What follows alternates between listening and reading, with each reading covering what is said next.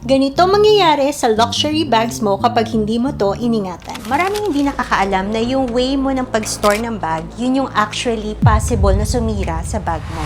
So first tip, pwede mo siyang i-store sa dust bag pero wag sa box. Actually, better nga kung i-store mo na lang siya sa cabinet para merong natural airflow. Tapos yung cabinet mo, better din kung meron siyang glass door para naman maprotektahan siya from dust. Second, direct sunlight. So akala mo aesthetic na yung cabinet mo kasi malapit siya sa sunlight. Pero isa siya sa pinakamalaking no-no. Kasi yung sunlight, it slowly bleaches your bag. Yung dati mong black na bag, pwedeng maging dark brown. Yung dati mong red na bag, magiging pink. Kaya yun yung reason kung bakit kami nag-install ng curtains or ng blinds dito sa HQ. So ito, this is made by Curtains and Bed Sheets by Shira. Actually, may voice command din to and meron din siyang remote control. Pero yung pinakagusto ko dito is yung may voice command siya. So, let's test. Tapos ano to ha? Blackout talaga. Kasi pag umaga, pumapasok dito yung sunlight. Pag morning, wala pa kaming pasok. Possible kasi yung sunlight tumatama dito sa mga bags. May bags din kasi dito. That's the reason why kung bakit nag-invest kami sa high quality na curtains. Okay, let's test the voice command. Close all the blinds. Hindi ako naintindihan.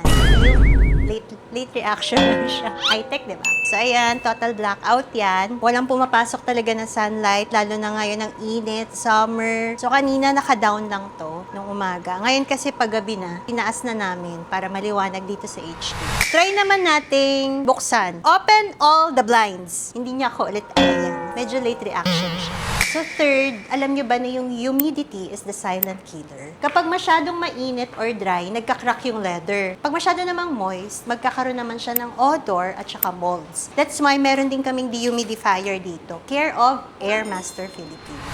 Pang-apat, proper stuffing. Bawat bag dito merong stuffing na acid-free paper. Please, wag dyaryo. May nakita ako nilalagyan nila ng dyaryo yung bag nila. Wag yun kasi yung color nun can transfer inside sa lining ng bags nyo. So, use acid-free paper or pillow. Pwede kayo magpa-customize ng pillow. And of course, pang-lima, as you can see, we always wear gloves here. Lagi nyo namang nakikita sa mga previous video namin na hindi namin nakakalimutan na magsuot ng gloves.